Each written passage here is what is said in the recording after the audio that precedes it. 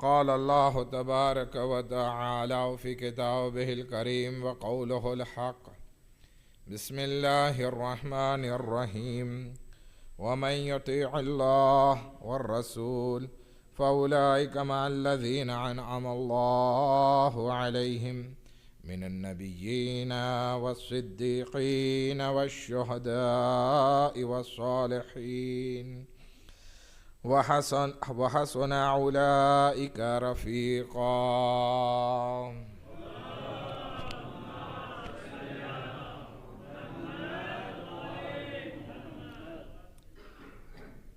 સર્વે મોમિનીન મોમિનાત જે બીમાર છે એમની શફા માટે તેમજ જે લોકો હાજતો લઈને આવ્યા છે એ લોકોની હાજતો પૂરી થવા માટે તેમજ આપણા મરાજ એ કરામ હઝરત આયતુલ્લાહ સિસ્તાની અને બીજા નેક મહારાજોની સેહતો સલામતી માટે રૌઝાત મુકદ્દસાતની હિફાજત માટે બાવાઝ બુલંદ સલવાત પડી મોહમ્મદ વ આલે મોહમ્મદ પર.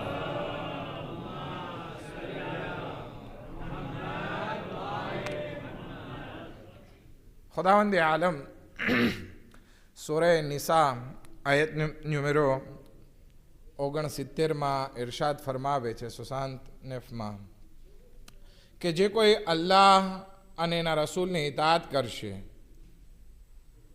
તો ખુદાવંદી આલમ એ લોકોને એવા વ્યક્તિઓ સાથે રાખશે કે જેની ઉપર અલ્લાહની નેમતો ઉતરી છે. અને એ કોણ લોકો છે? તો ખુદાવંદી આલમ ફરમાવે છે કે એ નબીઓ છે કે જેના ઉપર અલ્લાહની નેમતો ઉતરેલી છે, અને સિદ્દીકીન છે, સાચા લોકો છે, શોહદા છે, અને સાલેહ લોકો છે, નેક લોકો છે. હવે જે કોઈ ઇન્સાન અલ્લાહ અને એના રસૂલની ઇતાઅત કરશે તો ખુદાવંદી આલમ એને આવા 4 પ્રકારના લોકોની સાથે કે જેના ઉપર અલ્લાહની નેમતો ઉતરી છે એની સાથે રાખશે. અને પછી ખુદાવંદી આલમ ફરમાવે છે વહસુના ઉલાઇકા રફીકા, આ લોકો બહેતરીન દોસ્ત છે, બહેતરીન સાથી છે. ખુદાવંદી આલમ રફાકતની વાત કરે છે, દોસ્તારોની વાત કરે છે. તો અગર જો અલ્લાહની નેમતો જેના ઉપર ઉતરી છે અને જે લોકો સૌથી બેસ્ટ લોકો છે તો એ આ 4 કેટેગરીના લોકો છે. તો હવે આપણા માટે પણ જરૂરી છે કે આપણા દોસ્તો નબી લોકો હોવા જોઈએ, સાચા લોકો હોવા જોઈએ, શહદા લોકો હોવા જોઈએ, અને સાલેહ લોકો હોવા જોઈએ. આ 4 કેટેગરી સિવાય આપણે અગર બીજા કોઈથી રફાકત કરી, બીજા કોઈનો સાથ પકડ્યો અથવા બીજા કોઈ સાથે દોસ્તી કરી તો પછી એને ભોગવવું આપણે જ પડશે. કારણ કે ખુદાવંદી આલમ સૂરે ફુરકાન આયત નંબર 28 ઇરશાદ ફરમાવે છે કે કયામતના દિવસે ઘણા લોકો એવા હશે કે જેઓ પછતાવો કરતા હશે, યા વૈલતા, અફસોસ છે મારા ઉપર, લૈતની લમિત્તખઝતુ ફુલાનન ખલીલા, એ કાશ મેં ફલાણાને મારો દોસ્ત ના બનાવ્યો હોત. ખુદાવંદી આલમ આ સૂરે ફુરકાન આયત નંબર 28 અને સૂરે નિસા આયત નંબર 69 આ બંનેમાં દોસ્તની વાત કરે છે. અગર જો આડાવાળા દોસ્ત બનાવ્યા, આડાવાળા લોકોનો સાથ લીધો તો કયામતમાં પછતાવો.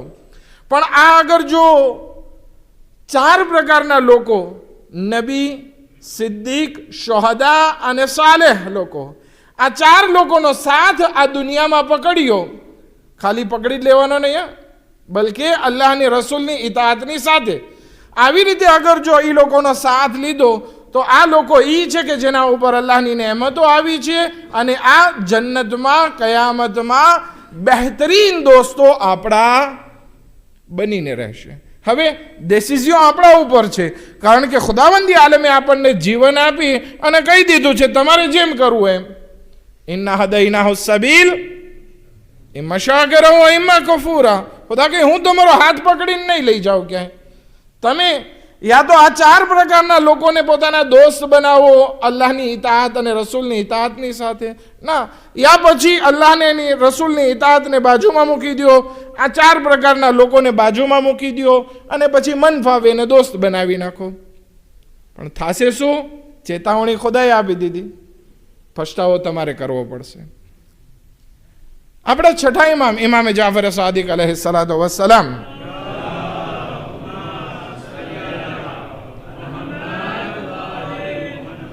એક હદીસમાં એક એક્ઝામ્પલ આપે છે, એક ઉદાહરણ આપે છે અને કહે છે કે તમે અગર જો સારા લોકોનો સાથ લેશો તો એની એક અલગ ઉદાહરણ છે, અને અગર જો ખરાબ લોકોનો સાથ દુનિયામાં પકડ્યો તો એની મિસાલ અલગ છે. પેલા ખરાબ લોકોની મિસાલ ઇમામ સાદિક અલૈહિસ્સલામ આ રીતે બયાન કરે છે, મસલો જલીસ સુ કલકીર, કે બુરા લોકોની સંગત જે છે એક ભઠ્ઠી જેવી છે. ભઠ્ઠીને તમે શું કહો મને નથી ખબર, પણ આગળ જમાનામાં લોઢાની કંઈ વસ્તુ બનાવી હોય ને તો એને ભઠ્ઠીમાં તપાવવું પડે, ગરમ ભઠ્ઠી હોય, ફૂર જેને કહીએ ને આપણે, આગની ભઠ્ઠી ફૂર. પણ અત્યારે તો ફૂર બહુ સારા સારા થઈ ગયા, એમાંથી ધુવાડો સીધો બહાર નીકળી જાય. પણ આગલા જમાનામાં એવું નહોતું, વેન્ટિલેશન નહોતું કાંઈ, આમનામ ભઠ્ઠી હોય. હવે ઇમામ સાદિક અલૈહિસ્સલામ ફરમાવે છે કે બુરા લોકોની મિસાલ આવા ફૂરની જેવી છે કે જેમાં વાંતિલાસીઓ પણ ના હોય, કારણ કે એ જમાનામાં આ હદીસ બયાન થઈ છે. શું થશે? ઇન લમ યુહરિક શરરો, કે તમે અગર જો એ ફૂર પાસે જાઓ ને તો ભલે તમને એની ચિંગારી ના ઉડે, એના તણખા ના ઉડે કે જે તમને બાળી નાખે. ઘણી વખત તો ઉડતા પણ હોય, બાળી પણ નાખે, પણ ઇનકેસ ચાલો માની લીધું કે એમાંથી જે તણખારા ઉડે છે એ આપણને કંઈ નુકસાન નથી પહોંચાડતા, તેમ છતાં એનો કાળો ધુવાડો અલાકા મિન દુખાને, એનો કાળો ધુવાડો જે છે એ તને પહોંચશે અને તને ઢાંકી લેશે. ઘણી વખત એનો કાળો ધુવાડો તો તને પણ કાળો કરી નાખશે અથવા તારી આંખ બળવા લાગશે, એવું થશે. તો બુરા દોસ્ત, ખરાબ લોકોની સંગત જે છે એ આવી ભઠ્ઠી જેવું છે, આવા ફૂર જેવું છે કે જે ઇન્સાનને ધુવાડાથી પરેશાન કરી નાખે છે. પરંતુ સારા લોકો જેમ કે આ શહદા, સિદ્દીકીન, નબીયીન, સાલેહીન, આવા લોકોની અગર જો દોસ્તી કરી તો ઇમામ ફરમાવે છે વમસલો જલીસિલ ખૈર કલ અત્તાર, પણ સારા લોકોની સંગત જે છે એ પરફે વેચવાવાળા જેવી છે. અગર એ લોકો તને પરફે ના પણ આપે ને તો પણ તને એની ખુશ્બુ તો નસીબ થવાની જ છે.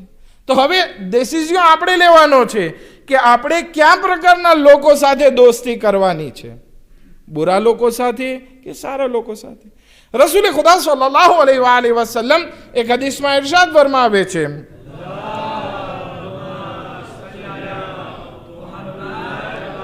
અલમરઉ અલા દીન ખલીલે, કે દરેક ઇન્સાન પોતાના ધર્મ ઉપર નથી હોતો, બલકે એનો ધર્મ, એનો દીન, એનો મઝહબ એના દોસ્ત જેવો હોય છે.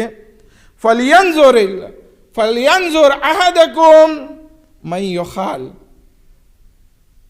કે હવે દરેક ઇન્સાને પોતાના તરફ જોવું જોઈએ કે પોતે કોના સાથે દોસ્તી કરી રહ્યો છે. સારા લોકો સાથે દોસ્તી કરશે તો એ જન્નતમાં એના સારા એવા દોસ્ત બનીને રહેશે. ખરાબ લોકો હશે તો કયામતમાં એ પછતાવો કરતો હશે. હવે આપણી જે આજે જે વાત કરવાની છે એ આપણી દોસ્તી અને આપણી મોહબ્બત વિશે વાત કરવાની છે. આજે આપણે બધા ભેગા થયા છીએ શા માટે? કારણ કે આપણને મોહબ્બત છે અહલે બૈત અલૈહિસ્સલામથી,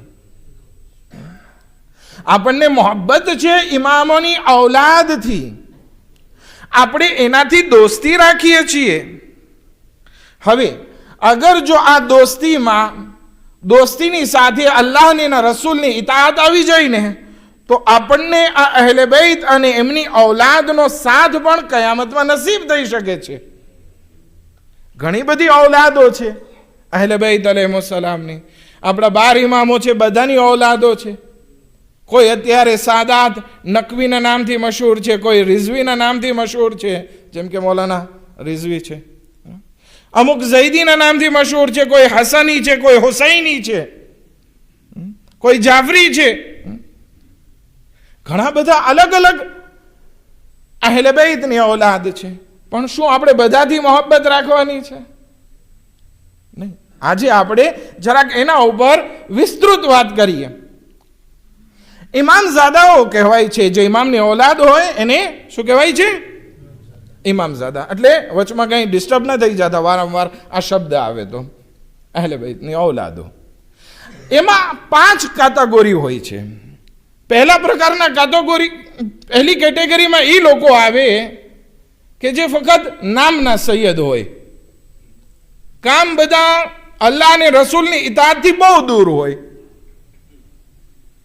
આને કહેવાય ખાલી સૈયદ, પણ કંઈ કામના નથી હોતા.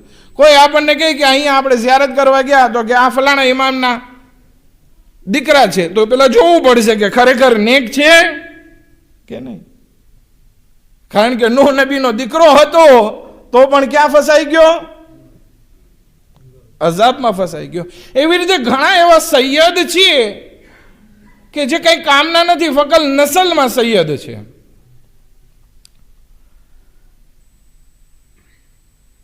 એના 1-2 એક્ઝામ્પલ આપણે લઈએ તો આપણને એક સૌથી મશહૂર એક્ઝામ્પલ આપણને મળે છે ઇમામ હસન અસ્કરી અલૈહિસ્સલામના ભાઈ.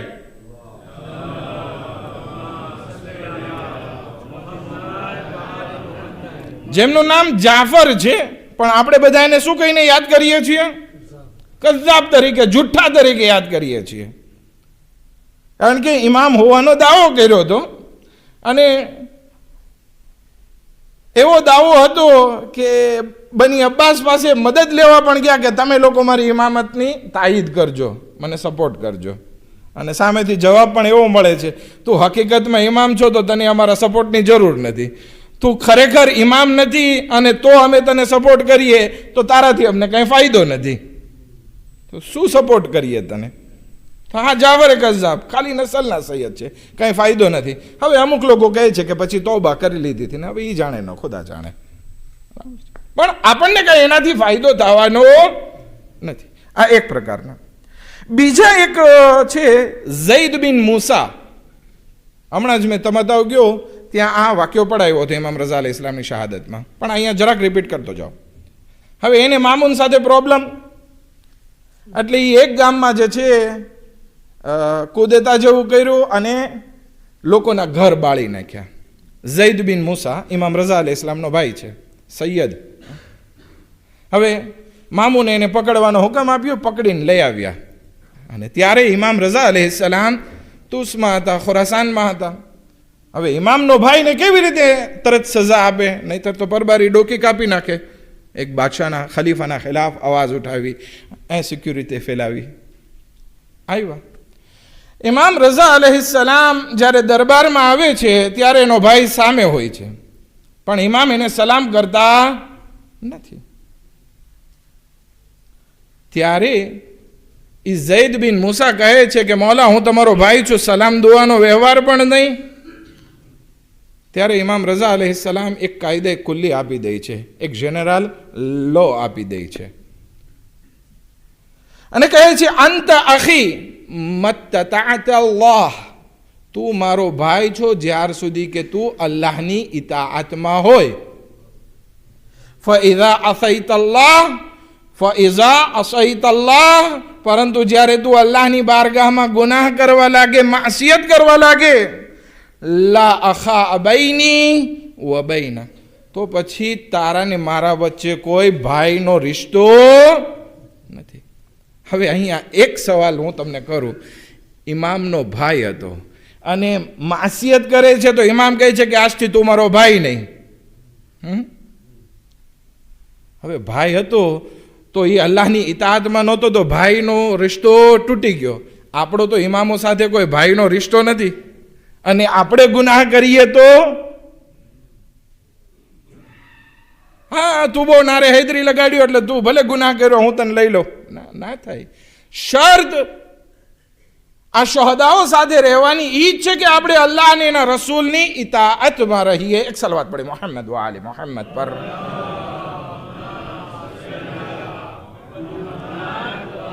ખૈર, આ પહેલી કેટેગરી ઇમામઝાદા લોકોની હતી કે જે લોકો ઇતાઅત નથી કરતા ને આપણને એનાથી કંઈ ફાયદો નથી. બીજા પ્રકારના લોકો ઇમામની ઔલાદ છે, જેઓ ઇજ્જતદાર છે, નેક છે, પરંતુ આપણે અત્યારે એનાથી કાંઈ ફાયદો મેળવવો હોય કે ચાલો એની કબ્ર ઉપર જઈએ અને ઝિયારત કરીએ, તો એની કબ્ર જ આપણને ખબર નથી. ઘણા એવા ઇમામ લોકોના ફરજંદો છે જે લોકો નેક હતા, પણ એની કબ્ર અત્યારે આપણી પાસે મોજૂદ નથી. ખબર નથી એને ક્યાં દફન કરવામાં આવ્યા, કારણ કે જમાનો એવો પસાર થયો કે સૈયદો ઉપર ખૂબ જુલ્મ કરવામાં આવ્યા હતા.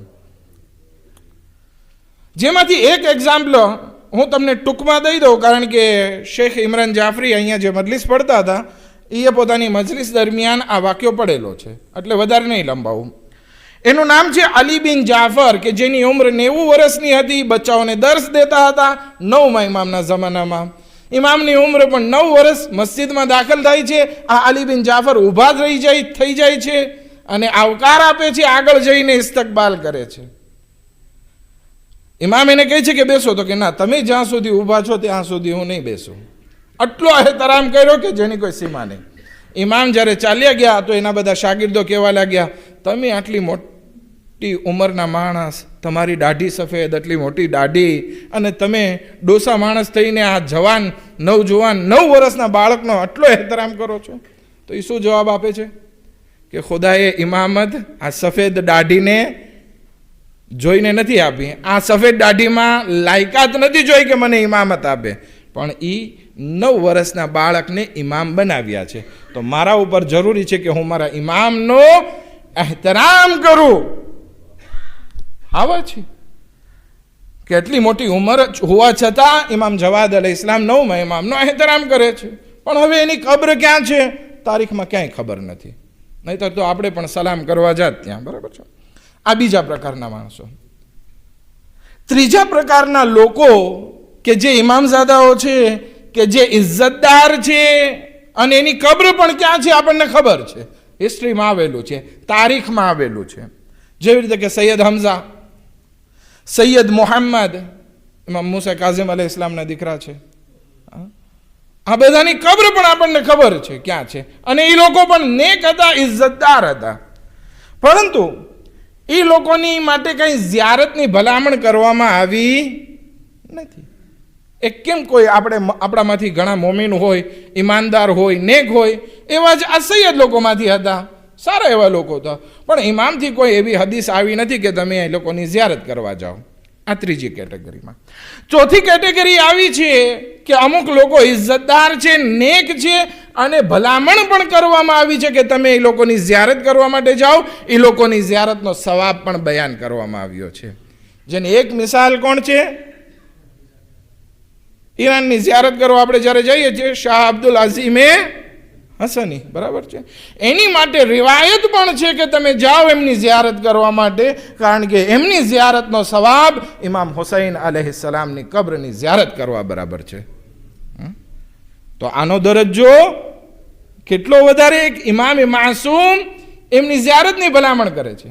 પરંતુ પાંચમી કેટેગરી જે આવે છે, પાંચમો વિભાગ જે આવે છે, અથવા ગુજરાતીમાં કહું પાંચમી શ્રેણીના જે ઇમામઝાદા છે, કે જે લોકો એવા છે નેક, ઇતાઅતગુજાર, ઇજ્જતદાર, બલકે એનાથી વધારે કે જે કોમ માટે આઈડિયલ બની શકે, કે જેનાથી આપણે લેસન મેળવી શકીએ, જેની માટે ભલામણ કરવામાં આવી છે કે તમે જાઓ ઝિયારત કરવા માટે. આટલું જ નહીં, બલકે એમની ઝિયારત માટે જાઓ તો કેવી રીતે ઝિયારત પડવી એ ખુદ ઇમામે માસૂમે આપણને શીખાડેલું હોય. ઝિયારતનામું આપણે હોય છે ને, અસ્સલામુ અલૈકા યા અબા અબ્દુલ્લાહ, જે આપણે કહીએ છીએ, તો કે આ ઝિયારત તમારે કેમ કરવી એ અમે તમને બતાવીએ છીએ. ખાસ એનો અહેતમામ. એના કરતાં પણ વધારે કે જે કોઈ એમની ઝિયારત કરશે તો ખુદાવંદી આલમ ઈ ઇમામઝાદાની શફાઅત એમને નસીબ કરશે. તો કેટલો સૌથી ઊંચામાં ઊંચો દરજ્જો. હવે આ દરજ્જામાં કોણ લોકો આવે છે? મૌલા બાબુલ હવાએજ હઝરતે અબુલ ફઝલ અબ્બાસ અલૈહિ સલાતો વસ્સલામ,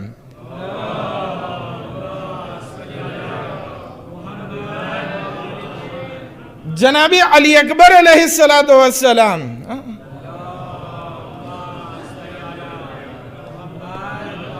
કે જેમની ઝિયારતનામું ખુદ ઇમામે આપણને આપેલું છે. અને એમાંથી એક શખ્સિયતનું નામ કે જેની શહાદત આપણે મનાવવા બેઠા છીએ એ છે હઝરતે માસૂમે કુમ અલૈહા સલામ.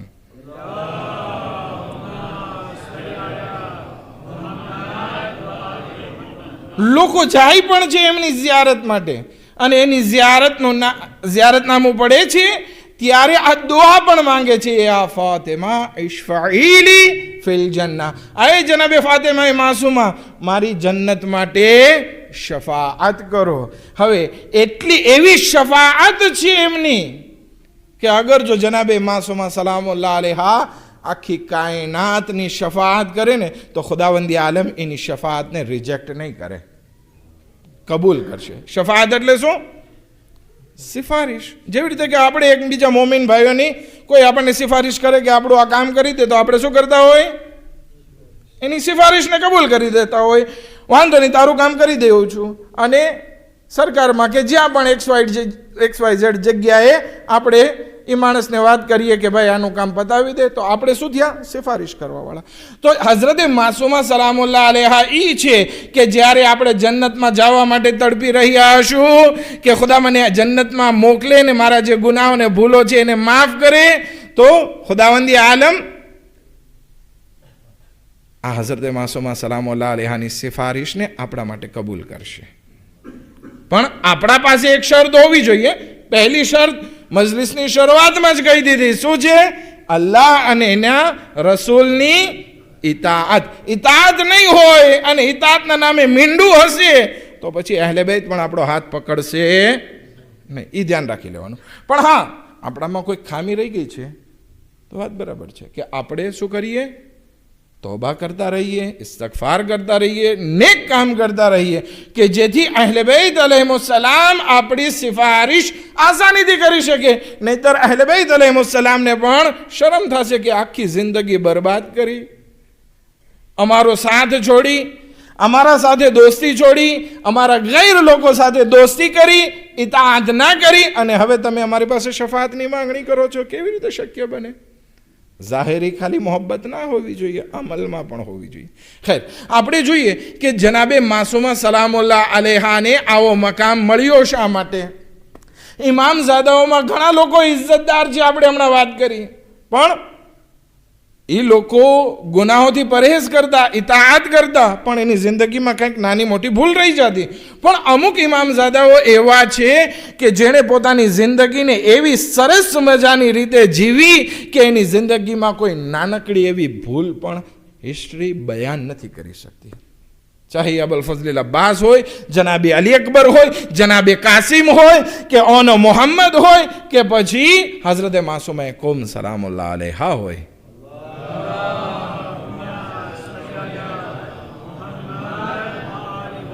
જનાબે માસૂમા કૌમની અગર જો ટોટલ ઉંમર આપણે જોવા જઈએ ને તો કેટલી છે? 28 વર્ષ.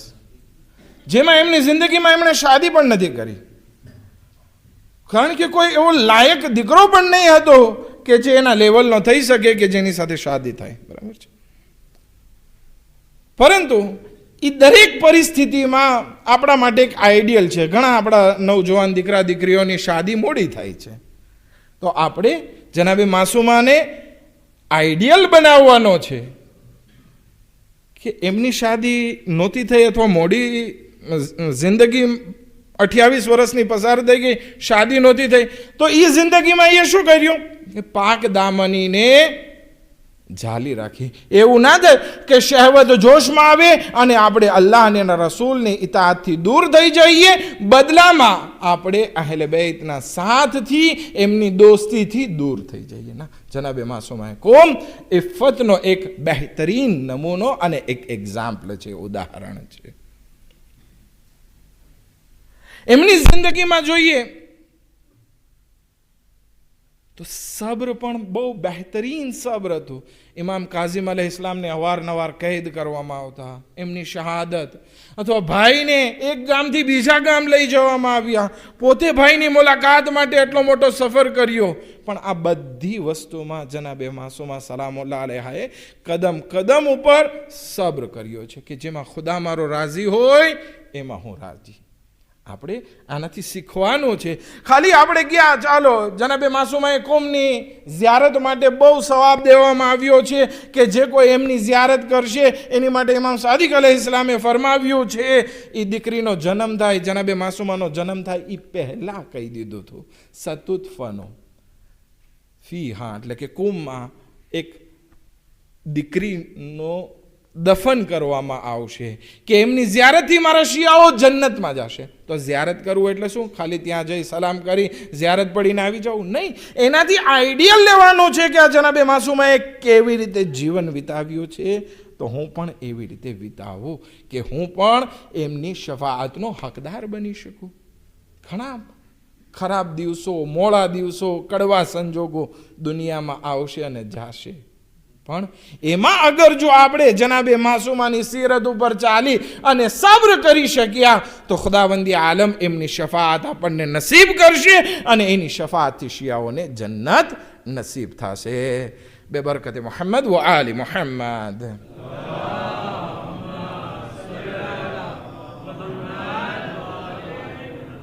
આજે જનાબે માસૂમે કુમનું હરમ જે છે એ બૈતુન નૂર કહેવામાં આવે છે. શું કામ? કારણ કે શિયાઓ ત્યાં જાય છે, ઇબાદત કરે છે. ઘણા મૌલાના લોકો ત્યાં જઈ અને ઇલ્મ હાસિલ કરે છે. ત્યાં કેટલા બધા મોટા મોટા આયતુલ્લાહોના દર્સ ચાલે છે.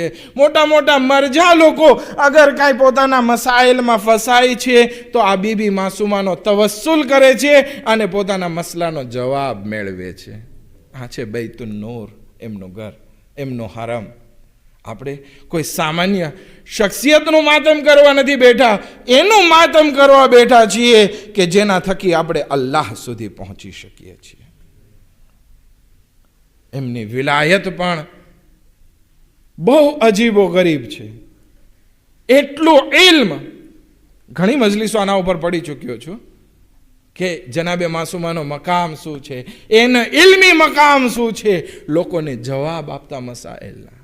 આ ઈ હઝરતે માસૂમા છે કે પોતાના ભાઈના ફિરાકમાં તડપી રહ્યા હતા અને છેવટે એક લાંબો સમય પસાર થઈ ગયો, લગભગ 3 વર્ષ થઈ ગયા, ભાઈ પાછા નથી આવ્યા, તો પોતે જાય છે ભાઈની મુલાકાત કરવા માટે.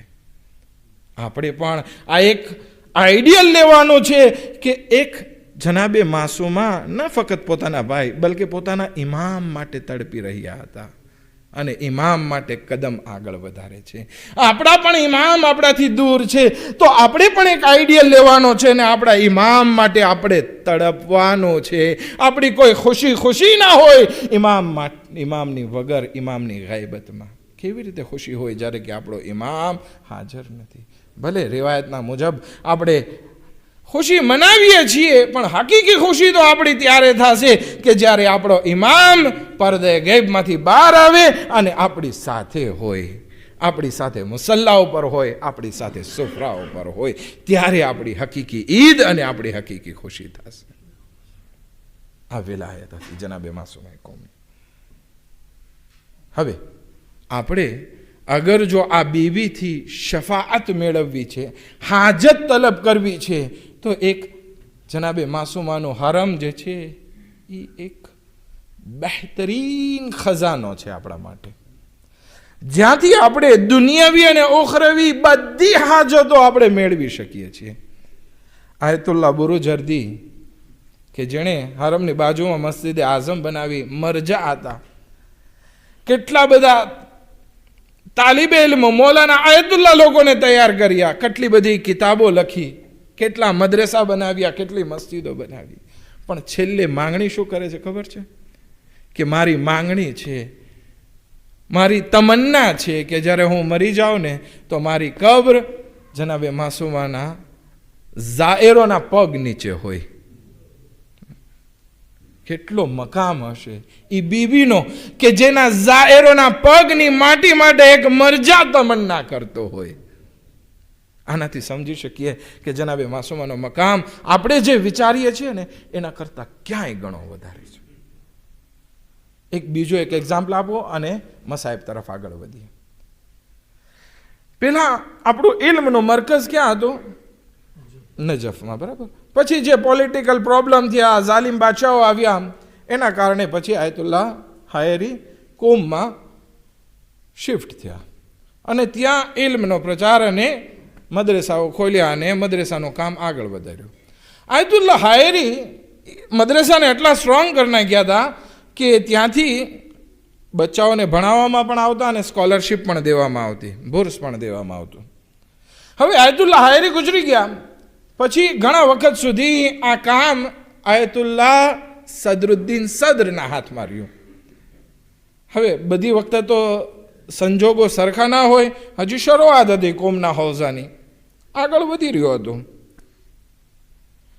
પણ પૈસા ખાલી થઈ ગયા. ઘણો કરજો કર્યો આયતુલ્લાહ બાકીર સદરુદ્દીન સદરે, ઘણો કરજો કરી નાખ્યો. પણ પછી હવે વારંવાર કરજો, એક તો હજી એટલો કરજો છે, હવે કેપેસિટી પણ નથી કે આનાથી વધારે કરજો આપણે લઈ શકીએ. અને બચ્ચાઓને ભૂર્સ ના દે તો પછી આ તાલિબ ઇલ્મનું ભણવાનું કામ અટકી જાય, દીનનું કામ અટકી જાય. એ જાય છે હરમમાં હઝરતે માસૂમા સલામુલ્લાહ અલૈહાના.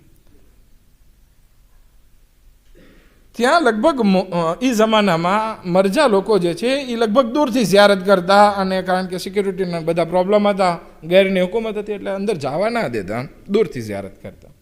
પણ એ વખતે બાકીર આયતુલ્લાહ સદરુદ્દીન સદ્ર શું કરે છે? ખાસ ઝરી પાસે જાય છે, ઝરીની પકડી અને દુઆ માંગે છે અને એક જુમલો કહે છે, બીબી તમારા પાડોશમાં આ બધા એલેવ જે છે, તાલિબે ઇલ્મ છે કે જે તમારા મક્તબનો ઇલ્મ હાસિલ કરે છે, એ લોકો બિચારા પરેશાન હોય, એ વ્યાજબી ના કહેવાય, યોગ્ય ના કહેવાય. બસ આટલું કહી ઝિયારત કરીને ત્યાંથી નીકળી ગયા. ઘરે પહોંચે છે તો એક માણસ દરવાજો ખટખટાવે છે, ખોલે છે તો કે તમે આયતુલ્લાહ સદરુદ્દીન સદ્ર છો? તો કે હા હું છું. તો કે મને તમારું કામ છે. હવે એ જમાનો શાહનો, ઇન્કલાબ પણ નહોતો આવ્યો તારે.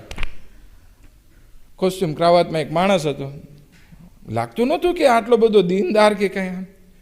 એ કહે છે કે મારી પાસે આ ખુમ્સની રકમ છે, મારે તમને દેવી છે. તો કે ભાઈ તને મારા ઘરનું એડ્રેસ, મારું નામ કેવી રીતે ખબર પડી? તો કે મેં સપનામાં જોયું કે કયામતનો મહેશર છે, બધા માણસો જન્નત તરફ જાય છે. મને પણ આશા થઈ કે હું પણ જન્નત તરફ જાઉં. જ્યારે હું પણ જન્નત તરફ જવા માટે આગળ વધ્યો તો મને રોકી દેવામાં આવ્યો. તો મેં પૂછ્યું કેમ મને રોકવામાં આવે છે ને બધાને રજા આપવામાં આવે છે? તો કે એ બધા જાય છે ને એ બધાએ પોતાનો ખુમ્સ અદા કરેલું છે. શું તે અદા કર્યું છે? તો કે ના. તો કે જા પહેલા જઈ આયતુલ્લાહ સદરુદ્દીન સદ્ર ને તારો ખુમ્સ અદા કર અને પછી આવો, પછી જન્નતમાં દાખલ થવા મળશે. તો કે ક્યાં છે? તો કે કુંભમાં ફલાણી જગ્યાએ ફલાણું ઘર છે એનું, ત્યાં જા. હું અહીંયા આવ્યો, પહેલા હરમમાં ગયો, મેં ત્યાં જોયું તમારી મુલાકાત ના થઈ એટલે હું પછી ઘરે આવ્યો. મને એ સપનામાં તમારું નામ પણ દેવામાં આવ્યું અને તમારા ઘરનો એડ્રેસ પણ દેવામાં આવ્યો. બાકી આ સદરુદ્દીન સદ્ર ઊભા થાય છે, હઝરતે માસૂમા સલામુલ્લાહ અલૈહાનો હરમનો રૂખ કરે છે અને કહે છે, અસ્સલામુ અલૈકી યા ફાતિમા માસૂમા.